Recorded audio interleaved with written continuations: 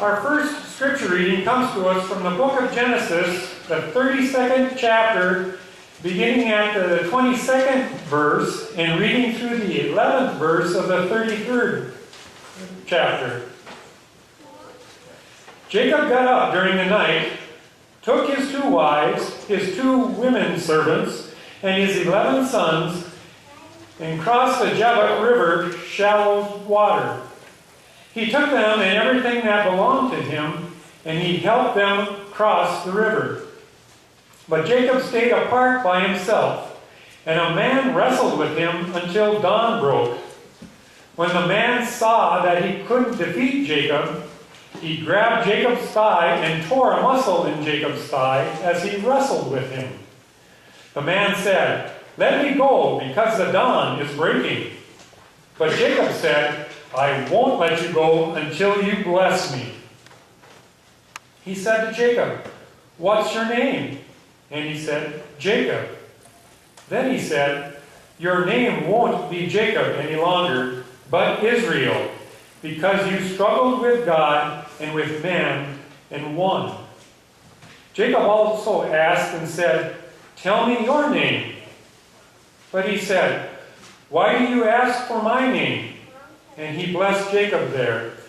Jacob named the place Peniel, because I've seen God face to face, and my life has been saved.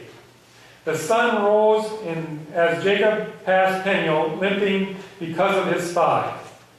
Therefore, Israelites don't eat the tendon attached to the thigh muscle to this day, because he grabbed Jacob's thigh muscle at the tendon. Jacob looked up and saw Esau approaching with 400 men. Jacob divided the children among Leah, Rachel, and the 2 women servants. He put the servants and their children first, Leah and her children after them, and Rachel and Joseph last. He himself went in front of them and bowed to the ground 7 times as he was approaching his brother.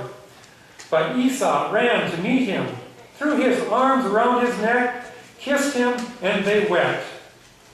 Esau looked up and saw the women and children and said, "Who are these with you?" Jacob said, "The children that God generously gave your servant." The women servants and their children came forward and bowed down. Then Leah and her servants also came forward and bowed. And afterward, Joseph and Rachel came forward and bowed. Esau said, "What's the meaning of this entire group of animals that I met?" Jacob said, "To ask for my master's kindness." Esau said, "I already have plenty, my brother. Keep what's yours." Jacob said, "No, please. Do me the kindness of accepting my gift. Seeing your face is like seeing God's face, since you've accepted me so warmly. Take this present that I've brought, because God has been generous to me, and I have everything I need." So Jacob persuaded him, and he took it. Now our next reading comes from the final chapter of Genesis. We'll be reading verses 50 to 21. When Joseph's brothers realized that their father was now dead, they said, "What if Joseph bears a grudge against us and wants to pay us back seriously for all the terrible things we did to him?" So they approached Joseph and said, "Your father gave orders before he died, telling us, 'This is what you should say to Joseph. Please forgive your brother's sins and misdeeds, for they did terrible things to you. Now please forgive the sins of the servants of your father's God.'" Joseph wept when they spoke to him. His brothers too fell down in front of him and said, "We're here as your slaves." But Joseph said to them, "Don't be afraid. Am I God? You planned something bad for me, but God produced something good from it, in order to save the lives of many people, just as he's doing today. Now don't be afraid. I will take care of you and your children." So he put them at ease and spoke reassuringly to them. Brothers and sisters, this is the word of God for the people of God. Thanks be to God.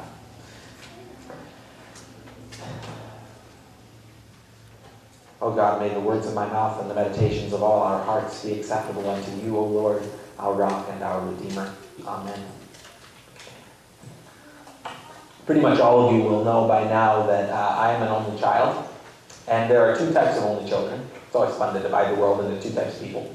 But there are those who resent their only child upbringing, wishing that they could have siblings, struggling with the reality of having to go it alone, dealing with the fact that, there's not always someone around to play with. And then there are the joyful kinds of only children, the ones who realize that by not having any siblings, they've avoided a lot of fights, they get all the attention, and that if they do get in a fight with their best friend, they go home to their own house and cool off, rather than sharing a bedroom with the person who's also your best friend. Now, me, I'm the latter type. Not that my descriptions of those two types of people would have given that away, but I loved being an only child, and I think that maybe part of it was that I grew up in a family that went to church. Now, what would that have to do with anything, David, you ask? And I'll tell you, the Bible, particularly the Old Testament, does not give you the best of pictures when it comes to siblings, particularly if those siblings are brothers. Here's what happens to the brothers in just the first book of the Bible. Just one out of 66. The first brothers are Cain and Abel, and one murders the other. The next brothers are Abraham's children, Ishmael and Isaac. We didn't get to read about them in this sermon series, but once Abraham is promised to have a child in his old age, he and his wife Sarah figure out that they do have a young servant girl, Hagar, and she's not as old as Sarah, so maybe that's how Abraham is supposed to fulfill the promise. So he has a child with Hagar, and at some point, Sarah gets so jealous that Abraham, in a pretty cold-hearted move, abandons his servant Hagar and his own son Ishmael in the middle of the desert. Thankfully, God takes care of them and they make it out fine, but for a while there it was not good, whereas Isaac grew up just fine and very happy with loving parents. Now Isaac, Abraham's son, whom he actually parented, has two sons himself, Jacob and Esau. Esau is a big dumb jock, and Jacob is a small and clever trickster. Esau is favored by his father, Jacob by his mother, Rebekah. Jacob and Rebekah trick Isaac into giving his inheritance to Jacob rather than Esau, his favored son. Esau, to put it mildly, is unhappy, and Jacob has to flee for his life from his brother who wants to kill him. Jacob, of course, having seen how destructive it can be when parents have a favorite child, raises his 12 sons well, treating them equally. Just kidding. His 11th son, Joseph, is by far his favorite, and Jacob does nothing to hide that fact.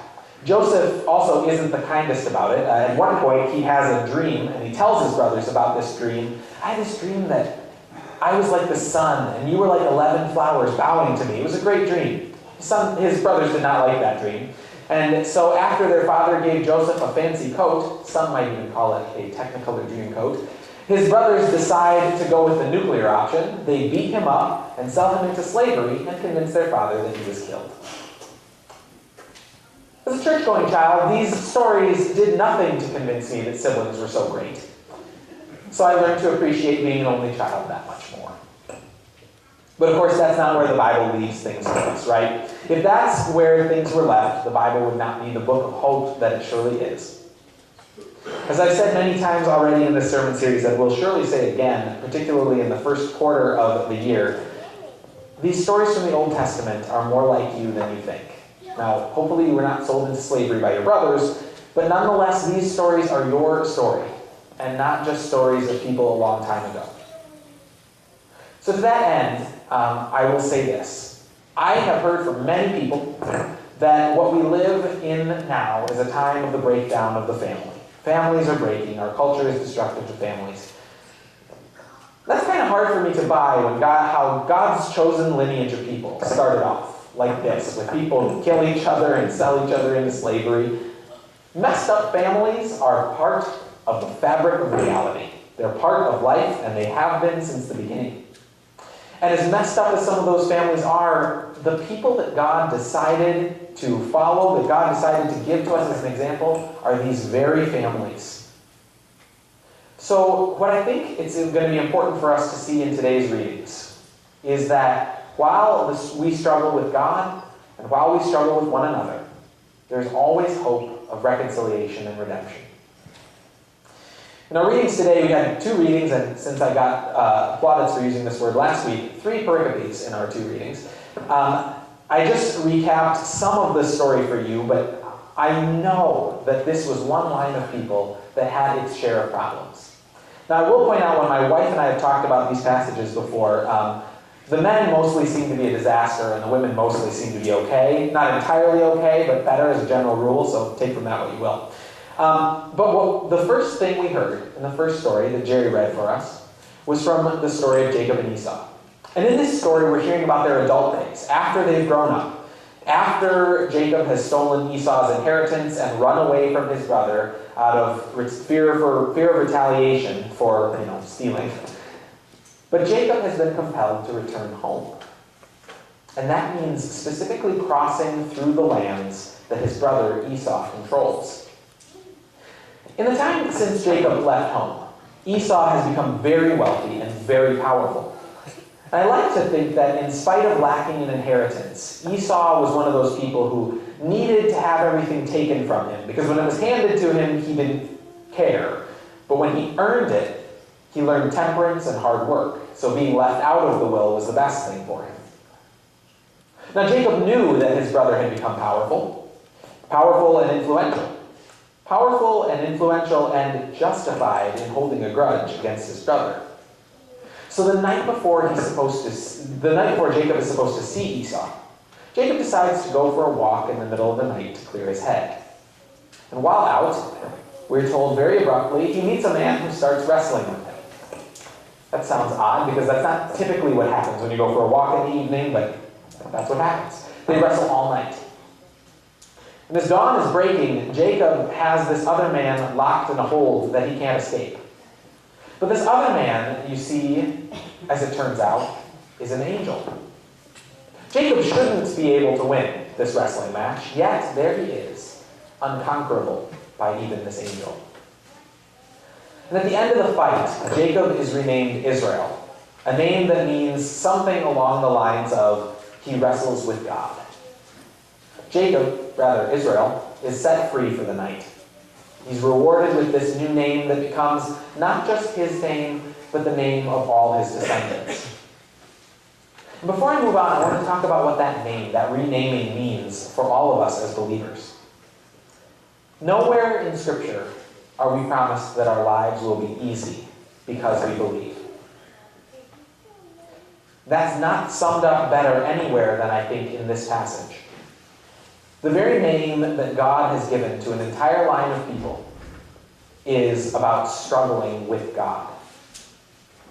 Friends, we are called sometimes to struggle with God. We're supposed to wrestle with hard things. We don't come to our faith for fast and easy answers, because fast and easy answers have a way of being wrong.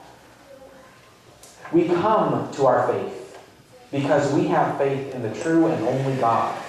And because though the struggle is hard, we know that this is where we are loved. In fact, love through the struggle is not just what Jacob is about to see. And not just through God, but also through the man he fears.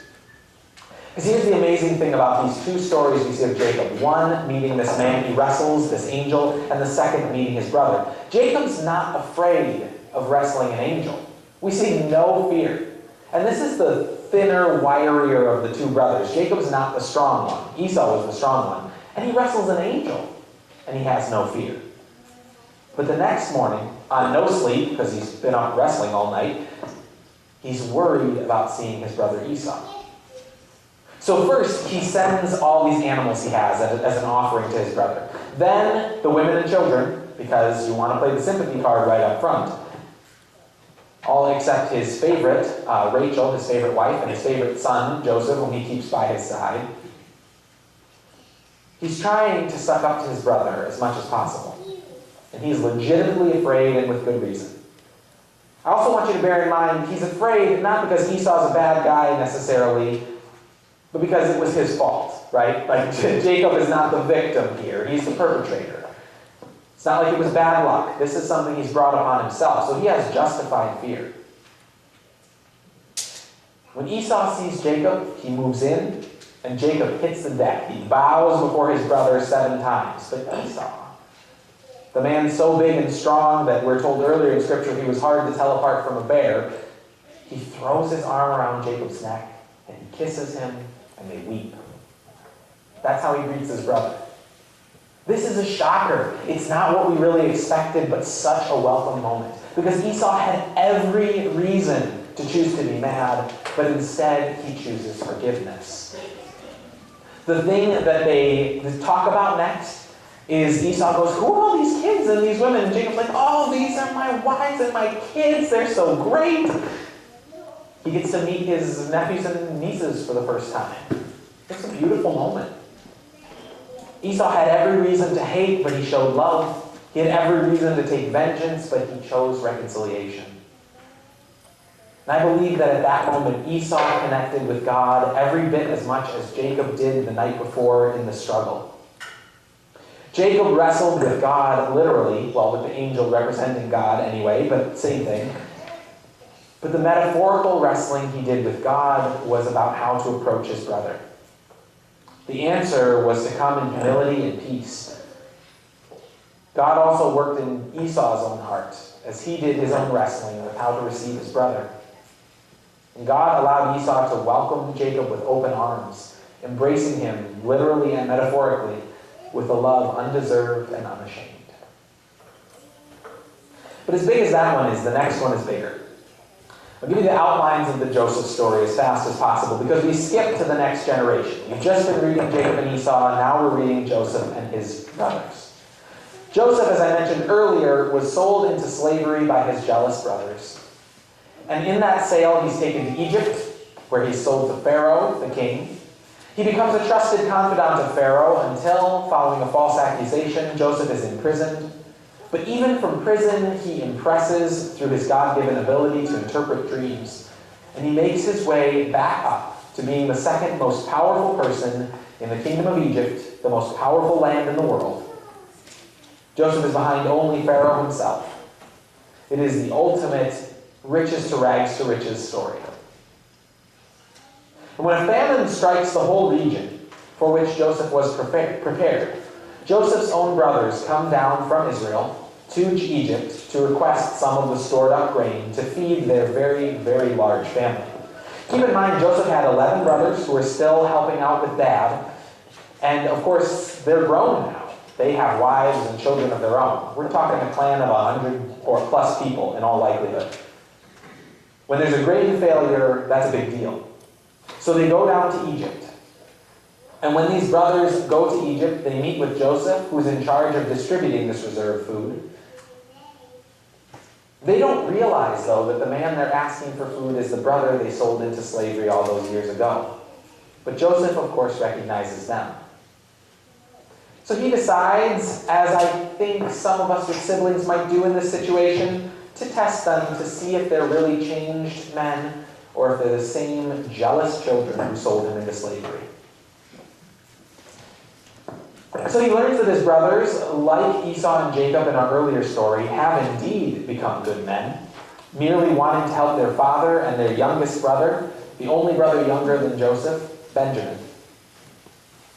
Once all their identities have been revealed, Joseph tells them something shocking. Every bit as shocking, I think, as what Esau said to Jacob. And this is where we pick up the story.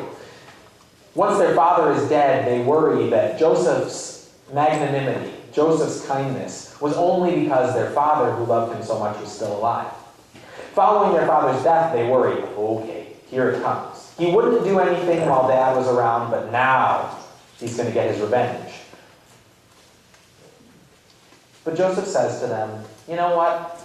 You planned something really bad for me, but God produced something good from it in order to save the lives of many people, just as he's doing today. Now don't be afraid. That's what Joseph says to them. You planned something bad for me, but God produced something good from it. Joseph is able to reach beyond what is logical, what is sound, even reaching beyond justice and finding mercy. Because he found a way to forgive something that, hey, there's no other descriptor than unforgivable. Brothers and sisters, isn't this what God promises to do for all of us? Isn't this the promise of redemption and forgiveness that we find in Jesus? And isn't it this same kind of radical, unthinkable, unbelievable marvel? And it comes from the place of greatest brokenness, of deepest hurt, and of vilest evil. Because that's where God comes to meet us. That is where, when we are at our best, we can meet one another. So maybe siblings aren't all bad. I still think they're probably more trouble than they're worth. But like all of our important, intimate relationships, like our relationships with parents, with spouses, with close friends, with children, with grandchildren, all of those relationships, they have the greatest capacity for harm of any relationships in our lives. Those are the people that hurt you most. But those are the places where we find true love. Those are the places where we find reconciliation.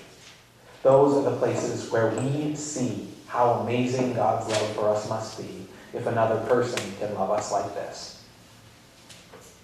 Brothers and sisters, in Jesus, we have the very embodiment of reconciliation. God, who so desires to be reconciled with us as to come down to earth, to live as one of us, even to be put to death by us, just so we can see how much God loves us. And that is a remarkable thing. Joseph said, "You planned something bad for me, but God produced something good from it in order to save the lives of many people, just as he's doing today. Now don't be afraid." What words could better sum up the story of Jesus and how he reaches out to all of us? We intended him harm, but he intended good for us. We were reconciled because God's love is so powerful, so overwhelming, that it can overcome any barrier, even the ones that we ourselves erect to keep God out. Jacob may have been renamed for his struggle with God, and we may be called out from time to time to carry out that same struggle, wrestling with the hard decisions and choices we face, wrestling with the things God has asked us to do. But we also know that for us too, God is present and waiting with arms to hug, a kiss of homecoming, a welcome greeting. Our God is also waiting with forgiveness for the times that we have neglected God and ignored God's purposes, just as Joseph did with his brothers. Friends, we see in these stories we read today, a testament of what can be if we are as led by God as these patriarchs of our faith were. They weren't perfect. Certainly they weren't. But at their best, they channeled the very love of God as revealed to us in Jesus. So may we also be such good witnesses that God's love shines forth out of each and every one of us as well. Amen.